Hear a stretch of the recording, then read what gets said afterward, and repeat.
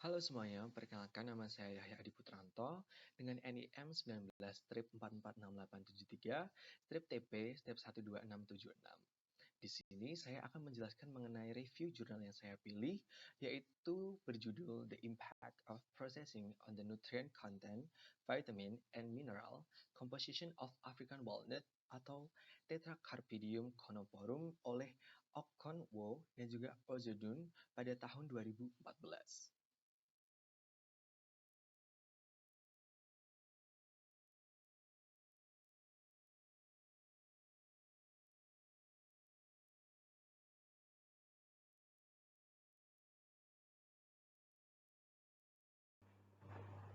Seperti yang kita ketahui, kacang-kacangan merupakan salah satu bahan pangan yang sangat digemari oleh masyarakat. Mengapa?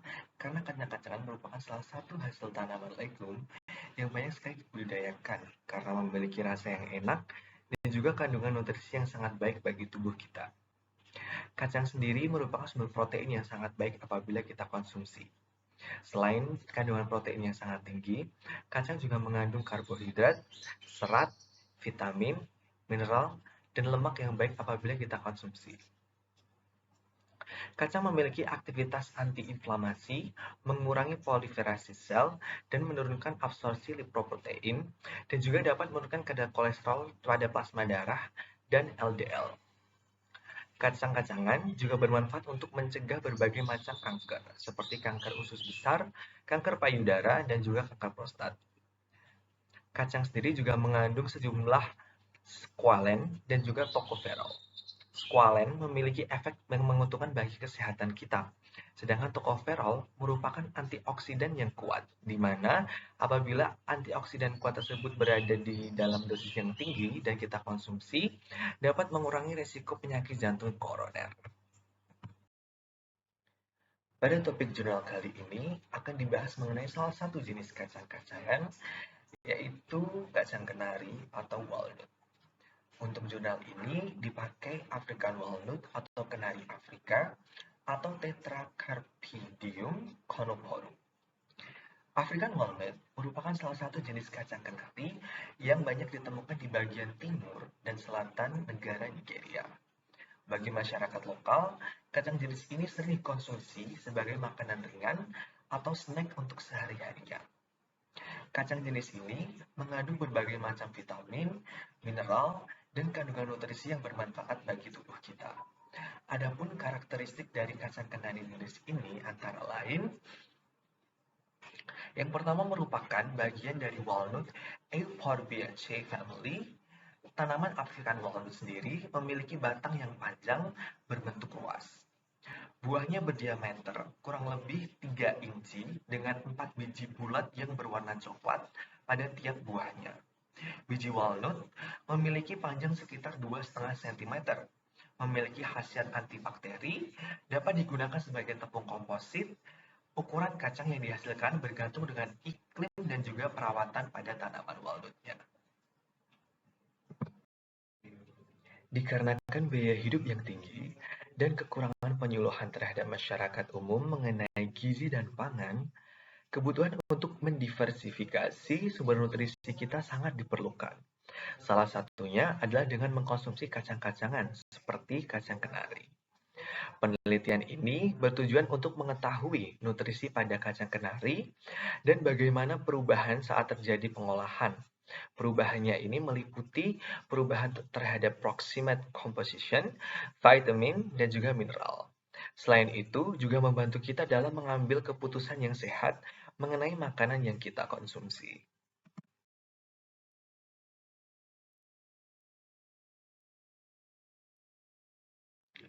Material utama yang digunakan pada percobaan kali ini adalah kacang kenari Afrika atau African walnut, yang mana diperoleh dari Umuahia Main Market, Abia State. Sebelum dilakukan pengujian, kenari mentah atau raw walnut dipecah-pecah terlebih dahulu, kemudian dicuci bersih dan dilanjutkan ke proses pengeringan, yang setelah dikeringkan akan digiling untuk mendapatkan hasil yang diinginkan. Sementara itu, kenari olahan atau processed walnut direbus selama sekitar 45 menit Setelah itu kulitnya dibuang dan kenari dikeringkan di udara. Dan kemudian digiling untuk mendapatkan bubuk yang digunakan untuk analisa. Berikut ini merupakan metode-metode yang digunakan dalam analisis kali ini. Yang pertama, untuk menentukan moisture atau kadar air dalam kenari, digunakan metode gravimetri. Metode ini memiliki prinsip yaitu berdasarkan pada penguapan air yang ada dalam bahan dengan cara pemanasan yang kemudian ditimbang sampai beratnya konstan. Pengurangan bobot yang terjadi merupakan kandungan air yang terdapat dalam bahan. Untuk menentukan kadar abu total dalam kenari, digunakan incineration method. Metode ini merupakan metode penentuan kadar abu total di mana dilakukan dengan cara pembakaran bahan hingga diperoleh abu hasil pembakaran tersebut. Abu hasil pembakaran tersebut kemudian akan ditimbang hingga beratnya konstan. Metode untuk menentukan kadar protein dalam kenari digunakan adalah metode Kjeldahl. Metode Kjeldahl dapat didefinisikan sebagai penetapan kadar protein total dengan menghitung unsur nitrogen dalam sampel. Metode Kjeldahl melalui 3 tahap, yaitu destruksi, yang mana sampel dipanaskan dalam asam sulfat pekat sehingga terjadi destruksi menjadi unsur-unsurnya, yang kemudian dilanjutkan menuju proses destilasi, di mana amonium sulfat dipecah menjadi amonia dengan penambahan NaOH sampai alkalis dan dipanaskan. Dan tahap terakhir adalah titrasi, di mana larutan asam pada penampung destilat yang dapat digunakan adalah larutan standar asam kuat seperti asam sulfat atau asam borat. Metode selanjutnya adalah metode yang digunakan untuk menentukan kandungan lemak dalam biji kenari. Metode yang digunakan adalah metode Soklat. Prinsip dari metode ini yaitu ekstraksi lemak dengan pelarut lemak seperti petroleum benzana, petroleum ether, aseton, dan pelarut lainnya. Berat lemak kemudian ditentukan dengan cara memisahkan lemak dengan pelarutnya. Menentukan serat kasar pada biji kenari dapat dilakukan dengan metode analisis yaitu metode Wendt method. Selanjutnya, untuk menentukan kalsium dan juga magnesium dapat digunakan metode titrasi kompleksometri. Titrasi kompleksometri sendiri memiliki prinsip yaitu larutan yang mengandung ion Ca2+ akan membentuk kompleks dengan EDTA, sehingga kadar dapat diketahui. Titik akhir titrasi ditunjukkan dengan indikator logam dan ditandai dengan perubahan logam yang mana terjadi perubahan warna dari merah muda menjadi warna biru. Metode selanjutnya adalah metode untuk menentukan kandungan sodium dan potasium dalam biji kenari. Metode yang digunakan adalah metode flame photometric method. Prinsip dari metode ini didasarkan pada pengukuran intensitas cahaya yang dipancarkan ketika bahan, yaitu sodium dan potasium, dimasukkan ke dalam nyala api. Panjang gelombang warna memberikan informasi tentang elemen, dan warna nyala memberikan informasi tentang jumlah elemen yang ada dalam sampel.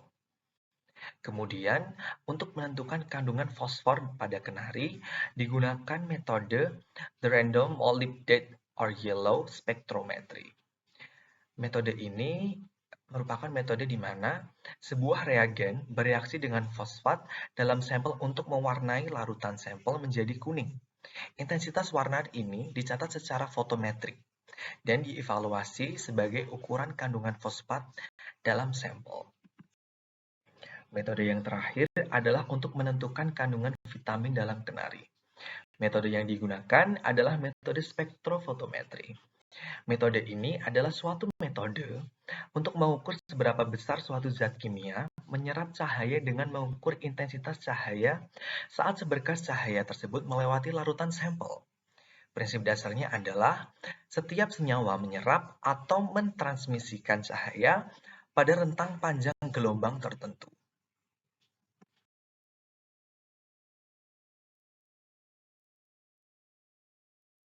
Berikut ini merupakan hasil yang diperoleh dari percobaan. Yang pertama, hasil mengenai proximate composition atau kandungan nutrisi. Berdasarkan hasil yang diperoleh, dapat dilihat bahwa terdapat peningkatan kadar air yang cukup signifikan, yaitu dari 31,4 plus minus 0,623 menjadi 45,81 plus minus 0,424. Hasil peningkatan kadar air ini menunjukkan bahwa kacang kenari lebih baik disimpan dalam keadaan kering dan juga mentah. Hal ini karena pada kacang kenari yang sudah diolah atau proses walnut, terjadi peningkatan kadar air yang cukup tinggi, di mana dapat menyebabkan kacang kenari cepat rusak dan mengurangi umur simpannya. Hasil yang diperoleh juga menunjukkan bahwa adanya penurunan kadar abu dan juga serat kasar yang cukup signifikan, di mana kadar abu turun dari 3,42 plus minus 0,042 menjadi 3,26 plus minus 0,028. Dan serat kasar turun dari 5,58 plus minus 0,17 menjadi 4,89 plus minus 0,42. Dapat kita ketahui, kadar abu sendiri merupakan senyawa non-organik, di mana mengandung senyawa mineral yang dapat membantu metabolisme senyawa organik seperti lemak dan juga karbohidrat. Sedangkan serat kasar, seperti yang kita ketahui, dapat membantu sistem pencernaan pada tubuh manusia. Untuk ether ekstrak, terjadi penurunan yang cukup signifikan, yaitu dari 15,84 menjadi 11,54 ketika diproses. Kandungan lemak dan minyak berkontribusi besar terhadap kandungan energi yang tinggi. Terjadi pula penurunan terhadap kandungan protein dalam biji kenari, di mana dari 22,88 menjadi 19,82 setelah pengolahan. Konsumsi protein yang tinggi sangat bermanfaat dalam upaya pembentukan otot. Untuk karbohidrat juga mengalami penurunan yang cukup signifikan, yaitu dari 20,88 plus minus 0,467 menjadi 14,69 plus minus 0,078 setelah terjadi proses pemasakan. Hasil analisis proksimat atau kandungan nutrisi menunjukkan perubahan yang signifikan pada semua nutrisi yang terkandung dalam biji kenari. Sehingga menunjukkan bahwa pengolahan memiliki efek yang sangat besar pada kenari. Terjadi peningkatan kadar air serta penurunan kadar abu, serat kasar, ether, protein, dan juga karbohidrat. Oleh karena itu, kenari lebih disarankan untuk dikonsumsi secara mentah karena nutrisinya terjaga. Pengolahan mengakibatkan perubahan nutrisi yang berdampak kurang baik apabila kita konsumsi.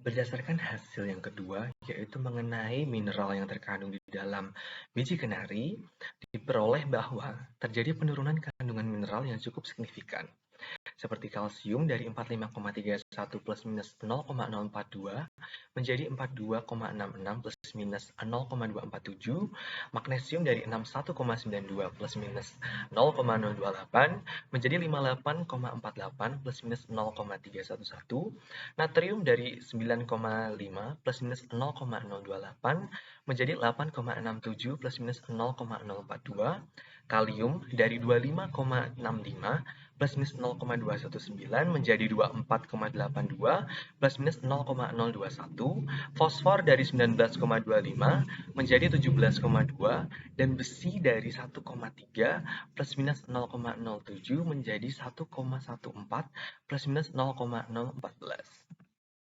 Dari hasil yang diperoleh, sudah jelas diketahui bahwa terjadi penurunan kandungan mineral pada biji kenari selama proses pengolahan, sehingga sangat disarankan bahwa kenari diambil dan juga dikonsumsi dalam bentuk mentah. Seperti yang kita ketahui, kalsium memiliki fungsi yang sangat banyak bagi tubuh kita. Mineral satu ini berkontribusi dalam metabolisme tubuh yang berhubungan dengan fungsi syaraf, otot, gigi, tulang, dan darah. Kekurangan kalsium dapat menyebabkan beberapa penyakit yang serius seperti rakitis dan osteoporosis. Magnesium penting untuk berfungsinya otot dan jaringan syaraf. Fosfor seperti halnya kalsium, di mana penting dalam pembentukan tulang, metabolisme, dan dalam penyerapan energi dalam tubuh. Sodium dan kalium penting untuk transmisi syaraf dan osmolaritas sementara. Zat besi merupakan komponen penting dalam pengangkutan oksigen dalam tubuh kita. Berikut ini merupakan hasil percobaan di mana yang berhubungan mengenai vitamin yang terkandung dalam biji kenari. Berdasarkan hasil yang diperoleh, dapat dilihat bahwa terjadi penurunan yang signifikan pada kandungan vitamin dalam biji kenari saat diproses. Vitamin sendiri memiliki beragam fungsi biokimia, seperti vitamin D memiliki fungsi seperti hormon, di mana sebagai pengatur metabolisme mineral atau pengatur pertumbuhan sel dan juga jaringan. Ada juga seperti vitamin E dan juga vitamin C yang berfungsi sebagai antioksidan. Vitamin B1 merupakan koenzim dalam reaksi dekarboksilasi karbohidrat. Vitamin B2 dan B3 memiliki fungsi yang sama dengan B kompleks, di mana merupakan perkusor dari koenzim. Vitamin C sangat penting dalam menjaga jaringan ikat dan sintesis kolagen dan juga dapat mencegah penyakit kudis. Vitamin A sangat penting untuk pertumbuhan, penglihatan dalam cahaya redup, dan pemeliharaan jaringan mukosa lunak. Dari hasil yang sudah diperoleh, dapat kita simpulkan bahwa tak hanya kandungan nutrisi dan juga mineral, vitamin juga mengalami penurunan ketika dilakukan proses pengolahan. Oleh karena itu, disarankan agar kenari atau walnut dikonsumsi sebaiknya dalam bentuk mentah untuk menjaga kandungan nutrisi, mineral, dan juga vitamin yang ada di dalamnya. Jadi, berdasarkan hasil percobaan yang telah diperoleh, dapat disimpulkan bahwa kacang-kacangan, termasuk walnut sendiri, memiliki jumlah vitamin, mineral, dan juga nutrisi yang cukup banyak. Selain itu, walnut juga banyak mengandung karbohidrat, protein, dan lemak yang berfungsi sebagai sumber energi bagi tubuh kita. Walnut juga mengandung asam ascorbat yang mana bermanfaat bagi kesehatan kita, di mana asam ascorbat sendiri dapat mencegah atau meminimalkan kandungan zat karsinogenik dalam tubuh kita.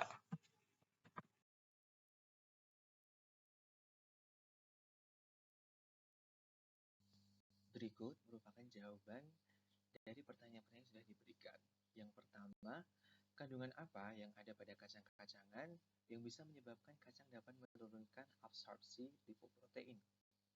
Kacang-kacangan sendiri, terutama kacang kenari, merupakan salah satu sumber makanan yang memiliki kandungan asam amino dan lemak sehat yang tinggi. Lemak sehatnya itu berupa omega 3 dan juga MUFA, yang mana bagus untuk menurunkan kandungan lipoprotein dan mencegah penyakit jantung. Berikut akan dibahas sedikit mengenai lipoprotein. Yang pertama mengenai low density lipoprotein atau LDL. Merupakan molekul lipoprotein yang mempunyai kandungan protein dan fosfolipid lebih kecil dibandingkan dengan HDL. LDL dibentuk di luar hati dan memiliki fungsi untuk mengangkut kolesterol ke sel perifer di seluruh tubuh. Sedangkan HDL atau High Density Lipoprotein didefinisikan sebagai molekul lipoprotein yang mana paling kecil dengan densitas paling besar dan mempunyai kandungan protein dan fosfolipid yang paling besar. HDL sendiri berfungsi untuk mengangkut timbunan kolesterol dan jaringan kembali ke hati untuk didaur ulang kembali. Rendahnya kadar kolesterol HDL dan tingginya kadar kolesterol LDL dapat meningkatkan risiko aterosklerosis dan penyakit kardiovaskuler. Hal ini terjadi karena kolesterol LDL mudah teroksidasi sehingga dapat memicu proses aterosklerosis. Pertanyaan yang kedua, pada bagian analisis dijelaskan bahwa Fa atau zat besi memiliki peran yang penting untuk mengangkut oksigen dalam tubuh. Apa yang akan terjadi dalam proses pengangkutan oksigen pada tubuh apabila konsumsi Fa berlebihan? Seperti yang diketahui, zat besi atau Fe merupakan salah satu mineral yang penting bagi tubuh kita karena berfungsi untuk mengangkut oksigen dalam tubuh. Zat besi sendiri memiliki fungsi di mana sebagai salah satu mineral yang berfungsi untuk membentuk hemoglobin dalam sel darah merah kita. Seperti yang kita ketahui, hemoglobin itu bertugas untuk mengikat dan juga mengirimkan oksigen ke seluruh tubuh kita. Sehingga apabila produksi hemoglobin kurang, maka secara tidak langsung tubuh kita juga akan kekurangan oksigen. Apabila kandungan Fe atau zat besi dalam tubuh berlebih, maka dapat dipastikan bahwa produksi hemoglobin dalam darah akan tinggi sehingga dapat menyebabkan beberapa penyakit seperti poliscythemia vera, hemochromatosis osteoporosis, serangan jantung, dan juga penyakit berbahaya yang lain. Pertanyaan yang ketiga, yaitu penurunan vitamin C dan vitamin E relatif lebih signifikan jika dibandingkan dengan penurunan vitamin A. Mengapa demikian? Apakah ada hubungannya dengan sifat dari masing-masing vitamin? Nah, jadi pada dasarnya, kedua vitamin tersebut, baik vitamin C maupun vitamin E, dapat dikatakan sebagai sumber antioksidan yang baik bagi tubuh kita. Antioksidan sendiri memiliki sifat yang mana mudah teroksidasi. Di mana karena sifat mudah teroksidasi ini menyebabkan penurunan kadar yang signifikan jika dibandingkan dengan vitamin yang lainnya saat terjadi proses pemasakan. Kedua vitamin tersebut, vitamin C dan juga vitamin E, mudah rusak karena proses oksidasi sendiri, terutama dengan adanya pengaruh suhu tinggi dan juga pemasakan. Vitamin tersebut mudah hilang selama pengolahan dan juga penyimpanan. Berikut merupakan pertanyaan terakhir. Berdasarkan perbedaan kadar moisture pada kacang mentah dan juga proses walnut, kacang kenari sudah diproses, berapa lama perbedaan umur simpan keduanya? Moisture dapat didefinisikan sebagai kelembapan atau kandungan kadar air dalam bahan pangan. Semakin tinggi jumlah kandungan air dalam makanan, maka semakin cepat makanan tersebut rusak. Sebaliknya, semakin rendah kandungan airnya, maka lama masa simpannya pada kondisi normal, semakin lama. Akan tetapi, jika disimpan pada keadaan yang basah atau lembab, maka bahan pangan akan segera berubah dan menjadi rusak. Perbedaan lama umur simpan antara kacang yang sudah diolah dan belum diolah dapat terlihat dari kandungan moisture-nya.